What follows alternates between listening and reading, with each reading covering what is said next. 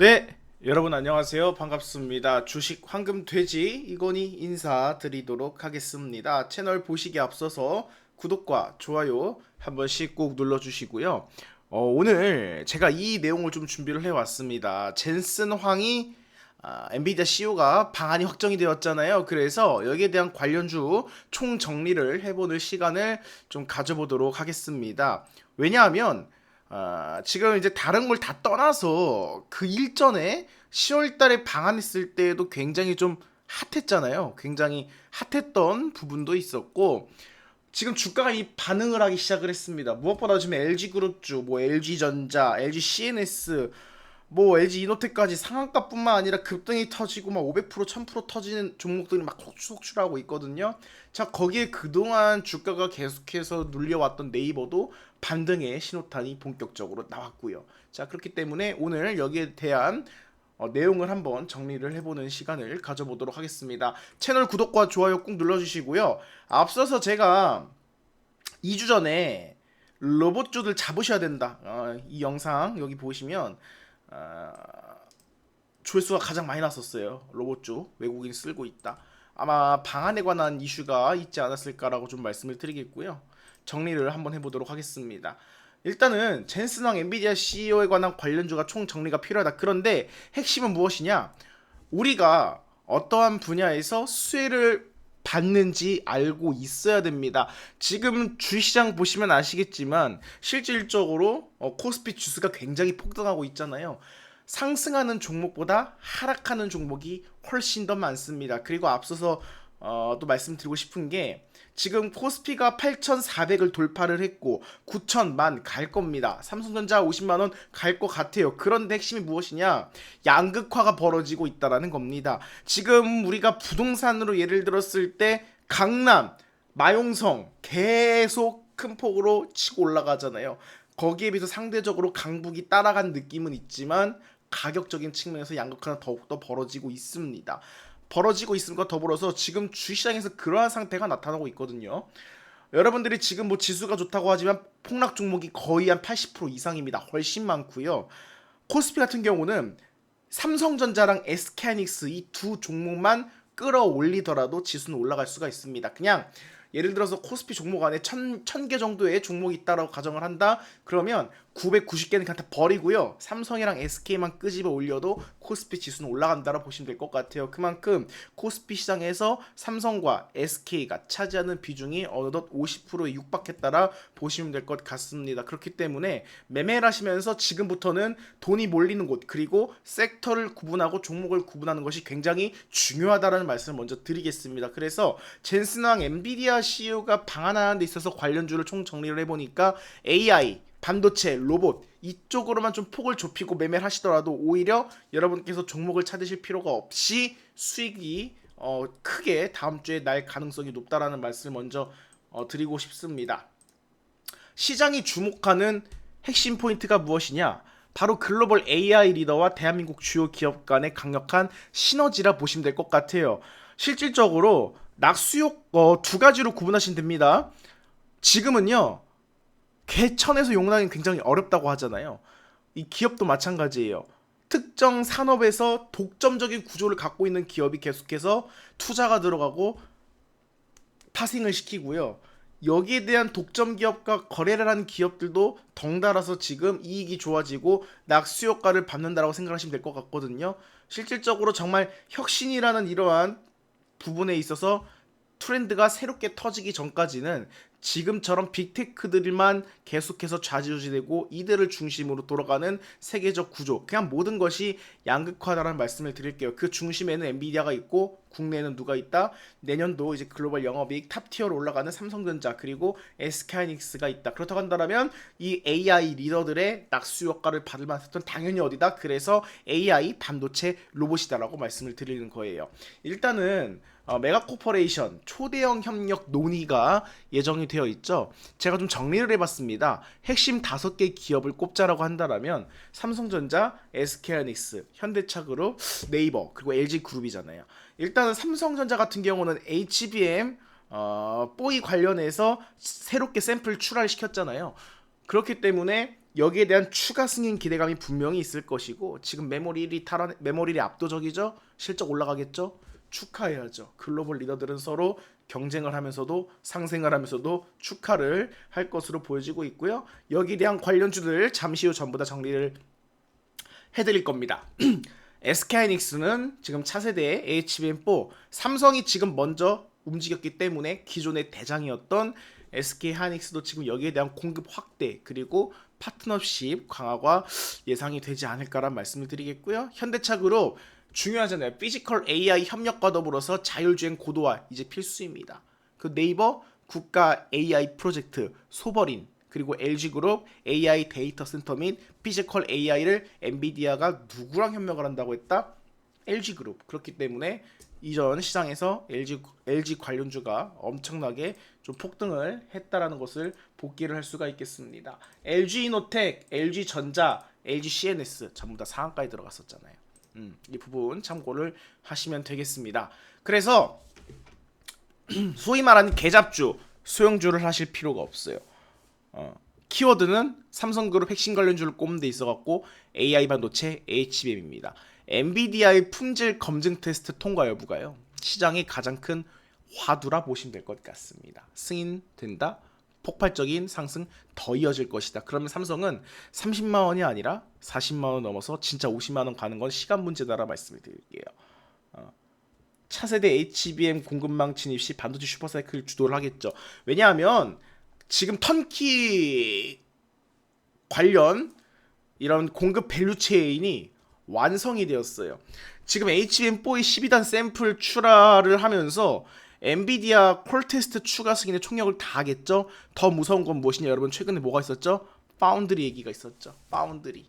그동안 TSMC 쪽에서 파운드리에서 상대적으로 소외가 되었었고, 그리고 HBM 쪽에서도 SK가 치고 나갔기 때문에 삼성이 조금 실적 깡패이긴 했지만 좀 약간은 찝찝한 부분이 있었거든요. 진짜 무서운 건 무엇이냐?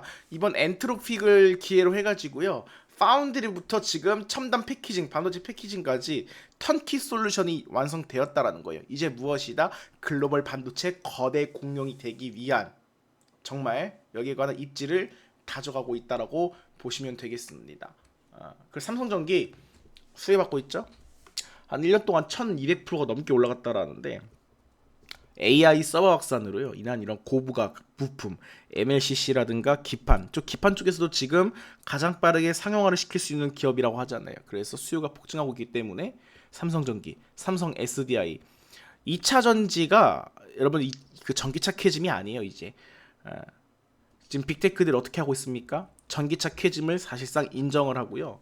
그럼과 동시에 이 여기에 대한 돌파구로 이제 2차 전지를 ESS 전용으로 공정을 돌리기 시작했습니다. 그럼 자연스럽게 국내 2차 전지 기업들도 어디로 이어질까요? 당연히 AI 데이터 센터, 그리고 무엇보다도 로봇에 들어가는 고출력 배터리까지 여기에 대한 밸류 체인이 차근차근 악재에서 호재로 넘어가면서 이러한 구간이 만들어지고 있다라고 보시면 될 것 같습니다. 이렇게 보시면 될 것 같고, SK그룹이랑 LG 같은 경우는 조금 종합적으로 정리를 해봤어요. SK하이닉스 같은 경우는 지금 HBM 시장 점유율 1을 확고하게 지금 방어를 해야 되는 구간입니다. 지금 독자적인 내재와 냉각 기술을 통한 발열 제어로 이러한 좀 엔비디아 블랙을 생태계의 핵심 파트너십을 계속해서 공고화를 다지고 있잖아요. 그러면서도 수혜를 받는 그룹들이 계속 수출하고 있다는 겁니다. 지금 또 젠슨항이 어디에 투자한다라 했죠?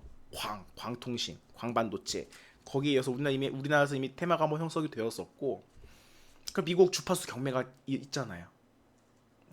그럼 자연스럽게 SK텔레콤 주가도 통신사 주도 AI 인프라 및 글로벌 통신 연합을 통해서 주가 상승이 수혜를 볼 것이고, 아마 6월 7일날 그 교환사채 관련해서 적당한 구간까지 좀 가격에 대한 매력이, 지금 가격이 방어가 된다? SKC 눈여겨보셨으면 좋겠습니다. 왜냐하면 지금 교환사채 단가가 9만원대로 알고 있어요. 제가 공시를 볼까요? 여러분들 공시 보고 가야겠죠.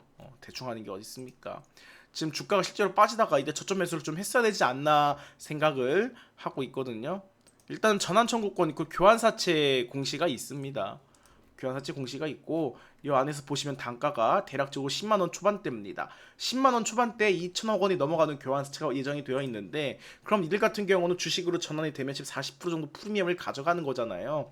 근데 비싸진 않다라 봅니다. 왜냐하면 지금 고점을 찍고 빠지다가 여기서 이제 이러한 지지하는 패턴이 명확하게 나왔고 지금 월봉상으로도 고점을 거의 다 경신해 놓은 상태잖아요. 핵심은 거래 대금입니다. 그러면 교환사채 문제가 해결이 되고 그러면서 지금 계속 유리기판에 관한 필요성이 언급이 되고 있기 때문에 SKC 특히나 자회사 앱솔릭스가 지금 차세 패키징을 선도하고 있잖아요. 이 기판 쪽에서 지금 삼성전기가 치고 나갔고 그럼 SK그룹주 안에서도 무언가 하나가 터져야 됩니다. 저는 SKC를 지금부터 매력적인 구간으로 조금 보셨으면 좋겠다. 교환사채 구간까지 대략 10만원 초반이라 아까 말씀드렸잖아요.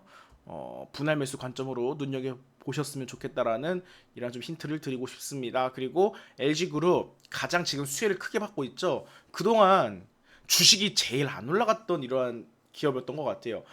범 LG가 LG, LS, LX 이 주식을 가지고 있는 주주분들 굉장히 짜증났잖아요. 삼성, SK, 심지어 현대그룹까지 주가가 다 올라갔는데 그런데 이제 독자적으로 좀 아쉬운 거는 그거 같아요. 독자적으로 그 본인들만의 고유 이러한 사업 전략으로 주가가 올라가는 게 아니라 젠슨 황이라는 엔비디아 CEO와의 협력 그리고 엔비디아 CEO의 방문에 따라서 지금 이벤트성으로 주가가 강하게 올라가고 있다는 느낌을 많이 받고 있거든요. 물론 기대치 때문에 자금이 몰리면 몰릴수록 기관들이 펌핑을 시키고 외국인이 들어오고 개인까지 가세를 하면 그동안 상대적으로 시가총액이 다른 기업보다 낮기 때문에 올라갈 수 있다라고 생각합니다. 그런데 조금 제가 LG그룹에 대해서 조금 아쉬운 부분은 삼성, SK를 보잖아요. 어떠한 자회사들을 이던 간에 계열사들이던 간에 독자 기술을 통해서 자체 인프라를 활용해서 실적을 발생시킬 만한 이러한 인프라, 자체 인프라를 가지고 있습니다. 근데 LG그룹은 상대적으로 조금 그 부분이 부족한 것 같아요. 혹여나 이렇게 엔비디아의 협력, 특정 기업과의 협력이라던가 아니면은 지금 아무리 좋은 기술을 가지고 있더라도 조금 불편한 부분은 무엇이냐? 확실한 이러한 모멘텀을 가진 이러한 구간에 실적이 폭발하는 그리고 데이터로 찍히고 있는 분야가 가전 분야밖에 없잖아요. 지금 사실상 나머지 분야는 조금 이제 막 미래성에 대한 성장성이 부각이 되고 있기 때문인 건데 그러면 이제 신규 수주를 하기 위해서 영업 활동을 펼쳐야 된다라는 부분인 것 같아요. 삼성, SK처럼 자체로 돌리고 전체 계열사가 골고루 실적이 폭발하는 게 아니라 LG그룹은 상대적으로 이렇게 쏠려 있기 때문에 그 부분을 좀 주목해야 될 부분이지 않을까라 말씀을 드리겠고요. 일단 그럼에도 불구하고 지금 대장주로 시장에서 인식을 하고 있기 때문에 정리는 해왔습니다. 핵심 인프라, 대규모 칠러, LG전자가 있겠죠. LG CNS 실질적으로 엔비디아 관련 기사 협력 기사가 나올 때부터 CNS가 체제 개선하는 분야를 바로 로봇이라고 밝혔습니다. 피지컬 AI.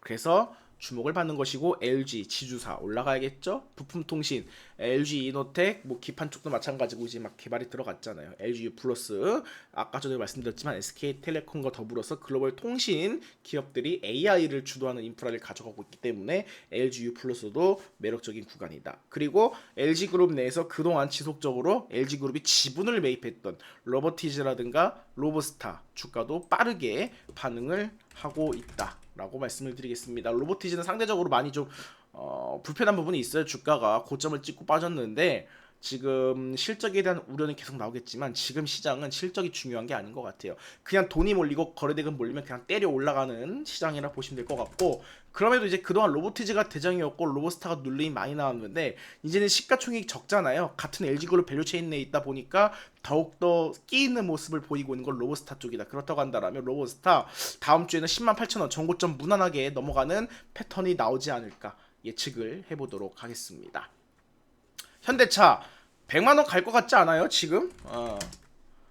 단순하게 아틀란티스 그 보스턴 다이내믹스 상장 이슈도 이슈겠지만 이번 한 번 재료를 끝낼 것 같진 않아요. 미래성도 있고 그리고 무엇보다도 실질적으로 국내 이러한 특정 이러한 노사 관련 이슈가 있을 때마다 항상 불거지는 부분인데, 그럼 향후에 현대차가 미는 핵심 분야가 피지컬 AI고, 그 피지컬 AI 보스턴 다이나믹스는 어디입니까? 결국에는 해외 법인이거든요. 그럼 해외 법인이기 때문에 국내에선 상대적으로 제한적이다. 그러면 로봇 사업이 터진다. 피지컬 AI가 정말 5년 10년 뒤에 현대차 그룹을 전부 다 먹여 살릴 만한 밸류체인이 완성이 된다고 한다라면 충분히 노사 관련해가지고는 리스크가 제한적일 가능성이 높다라는 말씀을 먼저 드리겠고요. 지금 기세로 한다라면 지금은 시가총액이 중요한 게 아닙니다. 얘도 100만 원 돌파는 시간 문제다. 고로 지금 여러분들 뭐 전쟁이 터진다거나 국지전이 벌쳐진다거나 트럼프가 또 난리를 친다거나 이러한 돌발 악재가 벌어지지 않는 이상 분할 관점으로 모아간다고 한다라면 주가 100만 원 올해 안에는 충분히 볼만하지 않을까 예측을 해보도록 하겠습니다. 현대차 기아 자율주행 기술 고도화 및 로봇 스팟 등 이런 피지컬 AI 도입을 하고 있잖아요. 그러면 현대차가 갈 때 형제처럼 따라다니는 게 있죠. 바로 현대 모비스입니다. 전동화 그리고 자율주행 핵심 부품 센서 제어기를 공급하고요. 현대 오토에버 차량용 플랫폼 및 AI 클라우드 구축을 하고 있죠. 그리고 글로벌 기업들이 무엇보다도 이 스마트 팩토리로 전환을 할 때 여기에 독점적으로 공급하는 기업이 현대 오토에버라 보시면 될 것 같아요. 현대 오토에버 그리고 현대 위아 H1 만도도 주가가 지금 저평가 구간에 있기 때문에 눈여겨 보셨으면 좋겠다라고 말씀을 드리겠고요. 자, 그동안 정말 안 올랐습니다. 카카오 바닥 찍고 지금 상승했다라고 하는데, 솔직히 카카오는 아직도 고평가고 핵심은 무엇이냐? AI에 관한 모멘텀이 발생이 돼야 됩니다. 수혜를 받으면서 올라갈 수 있겠지만 지금 시장은 대장은 네이버로 인식을 하고 있죠.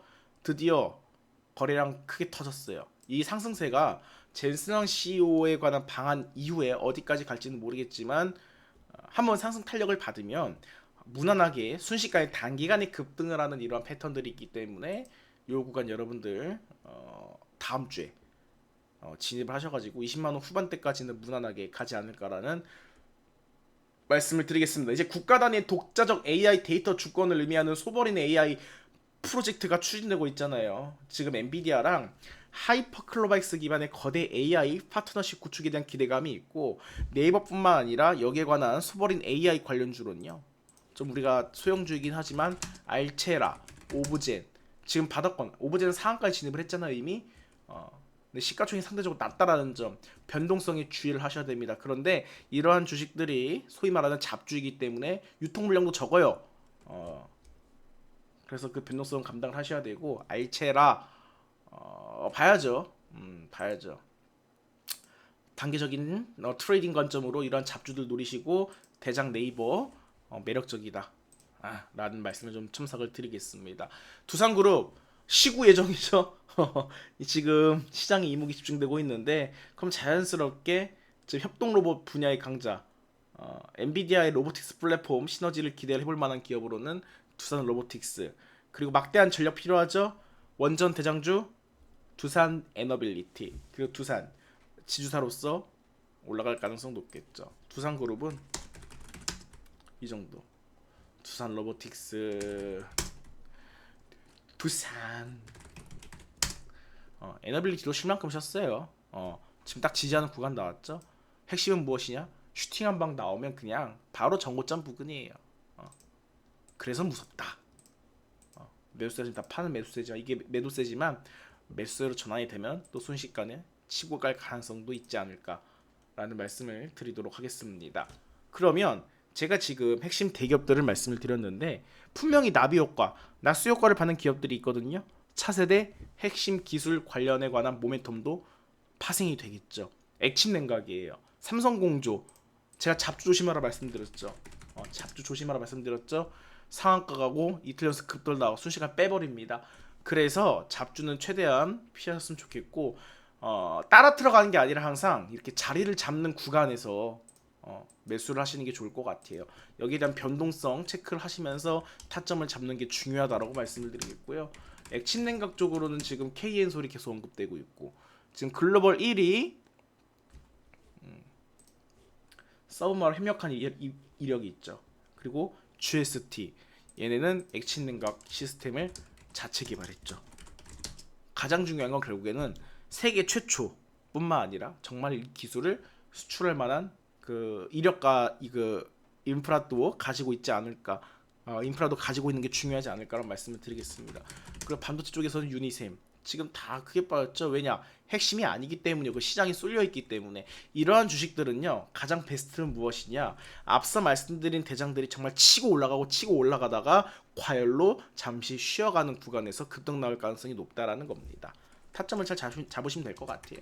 어렵진 않은 것 같고요. GNC 에너지도 데이터 센터 비상 발전기 관련주인데, 비상 발전기는 말 그대로 비상 발전기죠.